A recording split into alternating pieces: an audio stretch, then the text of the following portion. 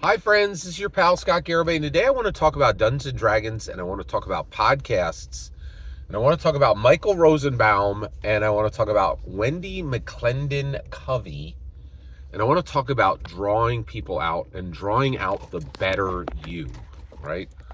Or the more dynamic you, the more dramatic you, the high relief you.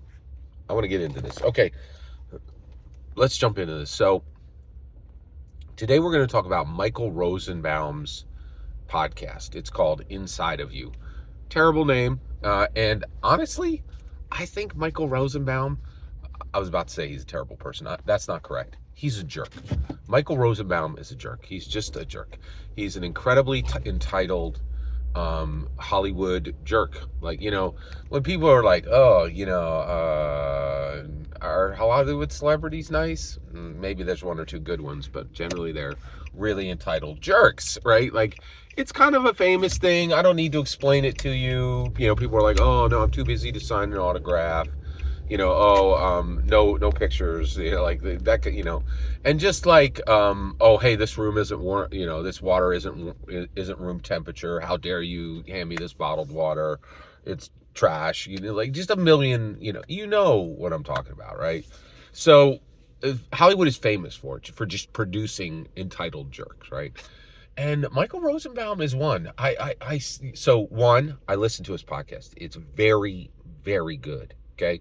And be patient. We're going to get there. Thank you. Like, why am I just talking about this jerk? Because, let's talk about the value of a jerk, right? Michael Rosenbaum is a jerk. He's just like, I've listened to his podcast for a long time, and let me explain who Michael Rosenbaum is. So he was on Smallville, and he played Lex Luthor. That's by far his biggest role. He's done other stuff, but nobody knows him from anything. And really, he never really arrived anywhere in Hollywood. He never did that great, right?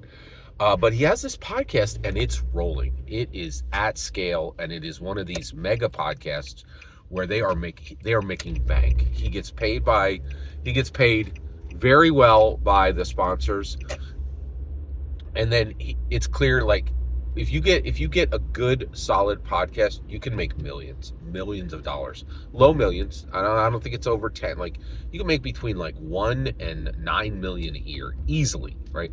And there are a few podcasts that are like make 100, 200 million a year. But he's got, like, I believe, I'm convinced he's making like between $1 and $9 million a year, and he's at scale, and it's just him and one guy, and they're just splitting up the profits, and this thing is rolling, right? And so one, I need to do a little bit of a backup here. Apologize. I was wrong about podcasts. I said for a long time that podcasts were a useless medium, and it makes no sense. There's no need for podcasts anymore, right? Why on earth should you do 80% of the work to record a podcast when you could just shoot a video, right? Just do a video interview show. That's a podcast. Why even use this term podcast anymore? It's useless and stupid and not valuable or helpful, right? And I thought it was really fascinating just to see exactly what was happening on these podcasts. We don't need them anymore. Like, from a technology perspective, podcasts do not matter. But man, was I wrong. They totally matter. Podcast 100% decided the election, right? 100%. Like, Donald Trump went on every podcast he could get on and acted like and was like, hey, I can talk like a regular human being.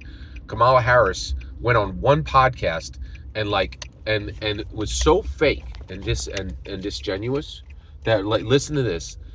She went on Call Me Daddy and had them had Call Me Daddy come to her, but duplicate their set so it looked like she went to them. It was the most fake, useless, outrageous, and the only people worse than Hollywood are entitled politicians. Could you imagine saying, hey, you're going to have to come to the White House, and then, and Theo Vaughn did this. He went to Mar-a-Lago, and he sat in a chair, and he talked to President Trump like a regular human being.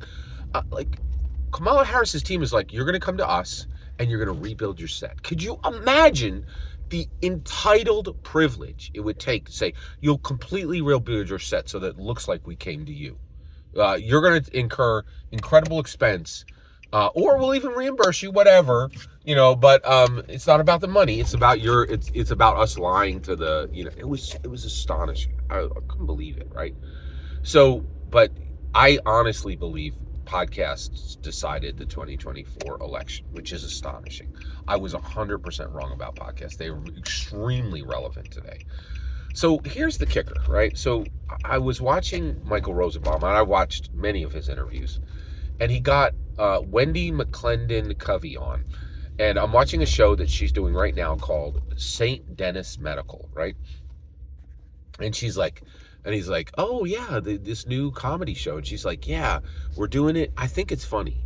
And I couldn't believe that she said that. She was like, I think it's funny, right? And it blew me away. She's this beautiful, wonderful, nice lady. And you've seen her before. She's this blonde woman. I never saw her on Reno 911, but I think she started on Reno 911. She came up as an improv person. And then she made her bones on the Goldbergs, and she was on the Goldbergs for like 10 seasons, right? And that shows up in syndication, so she's making bank from that. I don't think she's like a super millionaire, but she's doing well, right? And she wants to work, and she's really smart and lovely, and the exact opposite of an entitled Hollywood jerk, right? The exact opposite of Michael Rosenbaum. And she wanted to be nice and say nice things. And even about the brand new show she was on, she didn't want to say, oh, it's hilarious, right? She was like, I think it's funny, right? And she was like, we have one season. We don't know, and she's like, the metrics aren't in. We don't know if this is going to, and she's been on a banger, right? The Goldbergs was massively popular, right? She knows what a good show is, right? Because she's been on it. It's not, you can't debate that the Goldbergs, it had 10 seasons. It's rock solid, right? It did everything a show is supposed to do and more, right? And so it was really, really profound, right? Like, it was, and so she's on his podcast, and he is getting into this, and he's like, and he starts drawing her out, and he's talking to her about some people she knows in Hollywood, and he keeps pushing her, right, to get her into trouble. Hey, did you ever have a terrible time on Goldbergs? Did anybody treat you poorly? What was the thing you hated most about it, right? And he's just pulling her. He's like, get in trouble, say something that I'm gonna be able to clip, right? Say something powerful, say something but dynamic, right? And he's just pulling at her, right? But at the same time, he would say things like, oh, so what do you use, if you had some struggles on Goldbergs. What did you do? And you were frustrated, and you there was some sorrow. What did you do to kind of level yourself out? What were your things that made you healthy and made you happy? Right? And he is at the highest level of this podcast thing. He is getting people on, and he is really working hard to make every show the best it can be, to ask the most exciting questions, the most deep questions, the most profound questions.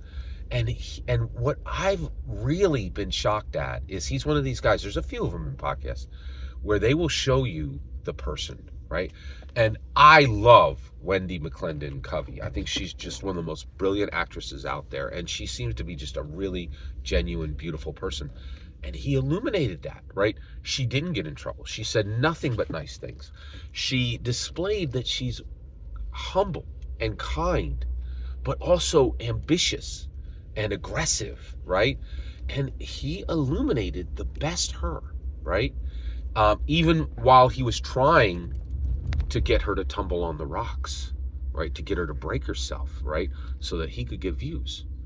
And this is where we need to land with Dungeons and Dragons, right? When we sit down and we begin to tell this narrative, right? We got 5 people at the table. There's analogs to the story. There are things in the stories mean things to different people, right? The combat means something different. The interaction means something different. The exploration means something different. And we are peeling back the layers on these people, and we're revealing them, right? And maybe we're even going to get them into a little bit of trouble, right? Maybe we're going to break them in some ways, right? And then, so that bone heals stronger, right? And Michael Rosenbaum is a straight up Hollywood jerk. And there's incredible value in that, right? He is able to illuminate the best and worst of people, right? Not just to the audience, but to himself and to them, to them themselves, right? To themselves. It's profound and it's deep and it's surprising. It is really, really something unique and special. I'm really kind of blown away by by where we're landing with all this. Every single word you just heard in this video is my humble opinion. Nothing more, nothing less. The important part is when I get to hear your humble opinion. When you get in the comments and send your traffic. Please consider liking and subscribing, and have a fetch millennium.